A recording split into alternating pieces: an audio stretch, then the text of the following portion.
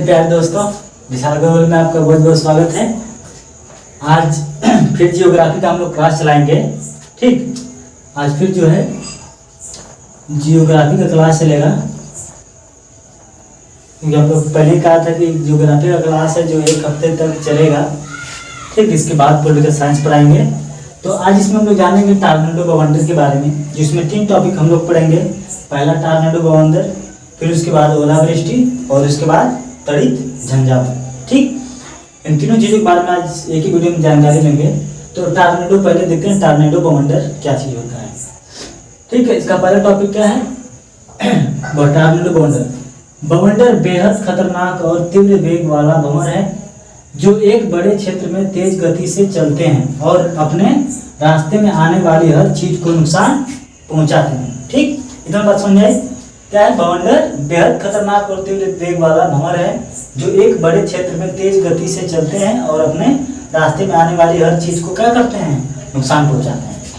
ठीक, बवंडर कैसा होता है इसमें ये भी जानकारी लेंगे। ठीक, बवंडर सबसे खतरनाक वेग वाला होता है, सबसे अधिक तेज चलने वाला। ठीक, उसके रास्ते में जो कोई आता है उसको क्या करता है? वो उड़ा दे जाता है, नुकसान पहुंचाता है। मकान हुआ, घर हुआ, गाड़ी हुआ, फसल हुई। ठीक, इस तरह से बहुत कुछ। फिर उसके बाद दूसरा टॉपिक क्या है? एक बवंडर का आधार हमेशा पृथ्वी की सतह के संपर्क में होता है। एक बवंडर का आधार जो है पृथ्वी की सतह में, यानी कि पृथ्वी से टच होता है। एक पहला सतह, और दूसरा सतह कहाँ होता है? आसमान में होता है। फिर उसके बाद क्या है? एक बवंडर आमतौर पर संक्षेपण कीप की तरह दिखाई देता है। संक्षेपण कीप किस तरह होता है? संक्षेपण कीप आप लोग देखे होंगे कि बवंडर कैसे होता है कि बवंडर जब चलता है तो ऐसा उसका आकार होता है। ऐसा जो वो चलता है तो ऐसा ऐसी कीप होती है ना, ऐसे ऐसे, तो वैसा ही बवंडर होता है। ठीक, यहाँ गोल होता है, यहाँ फिर आके वो जमीन से जो भाग होता है, टच होता है, वो बहुत पतला होता है और ऊपर आसमान में बहुत बड़ा होता है। उसको हम लोग क्या कहते हैं? संक्षेपण कीप कहते हैं। ठीक, इतना बात समझ आई? एक बवंडर आमतौर पर संक्षेपण कीप की तरह दिखाई देता है और दूसरा क्या था? एक बवंडर का आधार हमेशा पृथ्वी की सतह के संपर्क में होता है। ठीक, उसका तीसरा टॉपिक क्या है? एक बवंडर की हवा की गति कितनी होती है?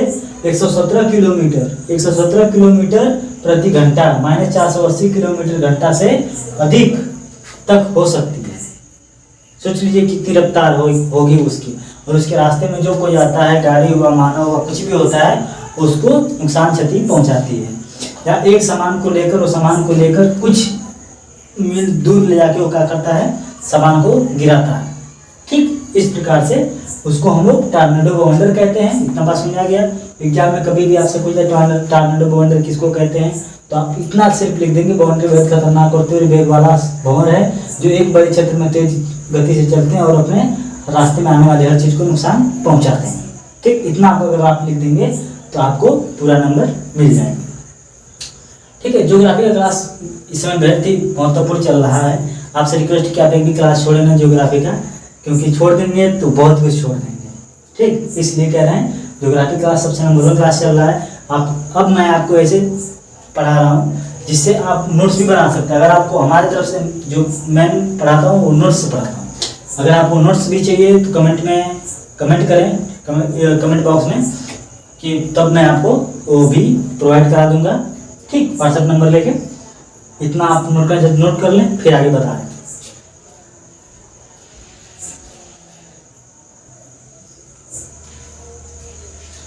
ठीक है दोस्तों, हम लोग किसको समझे? आप समझेंगे किसको? तड़ित झंझा को। ठीक, कि तड़ित झंझा क्या होती है? टॉर्नेडो बवंडर समझ लिए, अब समझेंगे तड़ित झंझा क्या होती है। तड़ित झंझा के बारे में 2-4 लाइन है जिसको मैं बता देता हूँ। अगर आप लिख लेंगे इसको तो बहुत ही अच्छा रहेगा, क्योंकि कभी भी अगर पूछ दिया किसी भी सवाल में तो आप इस माध्यम से लिख सकते हैं, बना सकते हैं। ठीक, तड़ित झंझा क्या होती है? पहला टॉपिक क्या है? यह तीव्र बिजली और उसके ध्वनि प्रभाव में गर्जन से जुड़ी एक मौसम संबंधी घटना है। क्या है? एक मौसम संबंधी घटना है। फिर से पढ़ते हैं। यह तीव्र बिजली और उसके ध्वनि प्रभाव में गर्जन से जुड़ी एक मौसम संबंधी घटना है।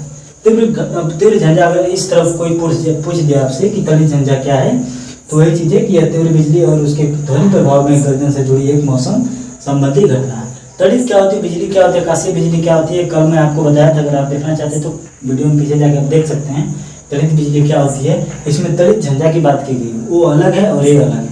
ठीक, इस जब आप कभी कभी देखते हैं कि जब आसमान में जब बिजलियाँ चमकती हैं अचानक, तो बिजलियों का मानो ऐसा प्रभाव लगता है कि आपका जैसे मकान में आप सोए रहते हैं तो ऐसा लगता है कि उसकी आवाज़ से कि आपका मकान ढह जाएगा, एकदम झंझनाहट पैदा होती है।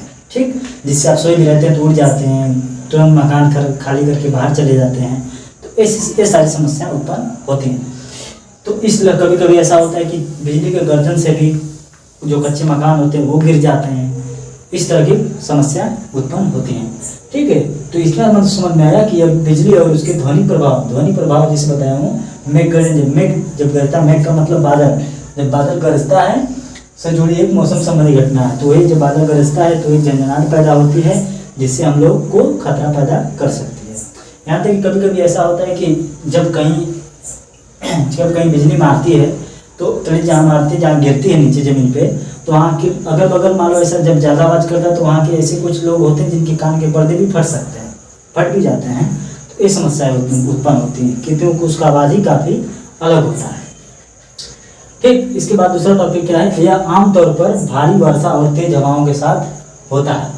यानी कि जब बहुत तेज बारिश हो रही हो, बहुत तेज बारिश हो रही हो, बहुत तेज हवाएं चल रही हो, उसमें क्या होता है, उसमें ऐसा उत्पन्न होता है। उसमें तड़ी झंझा होती है, बिजली जब गरजती है, मेघ जब गरजते हैं तो उत्पन्न वो आवाज़ होती है, जिससे झंझनाहट कहते हैं। ठीक, जैसे आप लोग डीजे को भी देखेंगे, डीजे में जब धुआं पैदा होता है, आवाज़ डाली जाती है तो उसमें झंझनाहट पैदा होती है।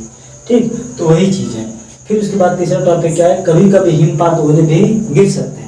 जब ऐसा होता है, झंझनाहट पैदा होती है और बादल जब मेघ गरजते हैं एक दूसरे में टकरा के, तो हिमपात ओले भी गिरते हैं। हिमपात ओले क्या होते हैं, ओले क्या होते हैं अभी इसके बाद हम बताएंगे।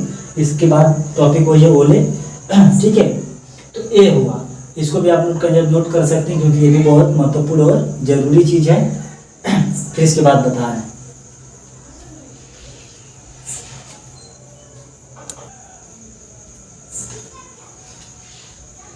ठीक है दोस्तों, हम लोग क्या पढ़े, तड़ी झंझावत। इसके बाद क्या करेंगे, ओलावृष्टि। जैसे आपको बताया था ओलावृष्टि क्या होती है, इसमें हम आपको बताएंगे।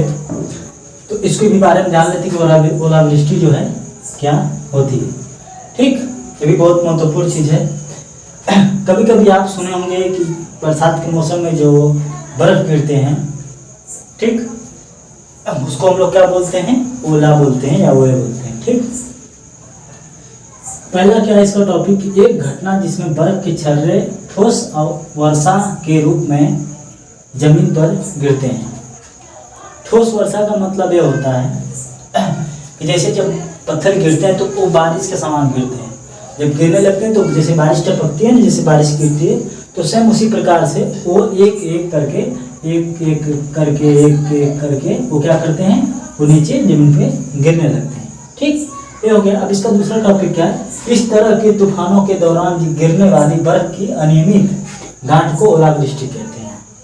ठीक, इतना बात समझ आया ना कि इस तरह के तूफानों के दौरान तो एक गिरते कभी, जैसे आपको पहले बताया हूँ तड़ी झंझा में कि गिरते कभी जब तेज हवा हो, तेज वर्षा चल रही हो, तो इसमें जब तेज तड़ी उत्पन्न, जिसमें झंझावत उत्पन्न होता है, जो मेघ गर्जन उत्पन्न होता है, उसमें गिरते हैं, ओले गिरते हैं। इस तरह के तूफानों के दौरान गिरने वाली बर्फ की अनियमित गांठ को ओलावृष्टि कहते हैं। ठीक, ओलावृष्टि। अब इसका तीसरा टॉपिक है, ओलावृष्टि संपत्ति साथ ही वनस्पति, ठीक, वनस्पतियों और फसलों के लिए अत्यधिक हानिकारक है। ओलावृष्टि जब गिरता है तो लोग क्या करते हैं कि छुपने की जगह ढूंढते हैं। ठीक, नहीं तो कभी कभी ऐसा इतना अधिक गिरता है कि लोगों की मृत्यु भी हो जाती है। आप कभी कभी देखे होंगे कि बिहार वगैरह में ये सब ज़्यादा देखे जाते हैं, जहाँ किसानों की फसलें होती हैं, वहाँ के होते इतने ओले गिरते हैं कि वहाँ की फसल जो होती है वो बर्बाद हो जाती है, नुकसान हो जाता है। फल फ्रूट से उन पे इतना पड़ देता है ओला कि वो भी क्या होते हैं, गिर जाते हैं। मनुष्य के ऊपर है, मानव जाति के ऊपर या जंतुओं के ऊपर ओलावृष्टि जब पड़ने लगती है तो उनकी भी मृत्यु हो जाती है। इस तरह से हम लोग इसको ओलावृष्टि कह सकते हैं, ओलावृष्टि के नुकसान कह सकते हैं। ओलावृष्टि के बचाव में बस वही है कि आप कभी भी जब ओलावृष्टि बचने गिरने की संभावना रहे तब आप घर से बाहर ना निकलें। आप घर पे या किसी सुरक्षित स्थान पे हो जाएं जहाँ आपको ओलावृष्टि ना छू सके, ओले ना छू सके। ये सारी चीज़ें हैं। फिर वहीं क्या है, चौथा इसका क्या है, उचित आकार के आवरण में बड़े आकार के ओले भी लोगों और जानवरों को शारीरिक नुकसान पहुंचा सकते हैं। इसका मतलब है कि ऐसा कभी कभी गिरते हैं तो वो बारिश के समान एक बूंद बूंद की तरह गिरते हैं ओले। कभी कभी इतना बड़े बड़े लड्डू के समान गिरने लगते हैं कि लोगों के कपार पे फिर मकानों पे भी गिरने लगते हैं। जिनका कच्चा मकान होता है वो नष्ट हो जाता है। करकट के ऊपर गिर जाओ तो करकट छेद हो जाते हैं, ऐसा है। और उसका ओलावृष्टि इतना मजबूत होता है कि अगर एक लड्डू के समान अगर आपके सर पे अगर सही से गिर जाए तो आपकी मृत्यु हो सकती है, इतना माना गया है। ठीक, तो इसलिए आपसे इतना आपको समझाने के लिए आप वीडियो देखने के लिए धन्यवाद। अगर चैनल अच्छा लगे सब्सक्राइब करें, लाइक करें। अगर आपको नोट्स चाहिए कमेंट बॉक्स में कमेंट करें कि हमको नोट्स चाहिए। आपको सारे नोट्स प्रोवाइड कराया जाएगा हमारी टीम के द्वारा। ठीक, अगर आप भी कुछ भी ऐसा अगर लग रहा हो जो आपको समझ में नहीं आ रहा हो तो कमेंट में पूछ सकते हैं कि सर मुझे नहीं समझ में आया। मैं आपको 1000 बार समझाने की कोशिश करूँगा। ठीक, बहुत बहुत धन्यवाद, वीडियो देखने के लिए धन्यवाद। चैनल को लाइक करें, सब्सक्राइब करें।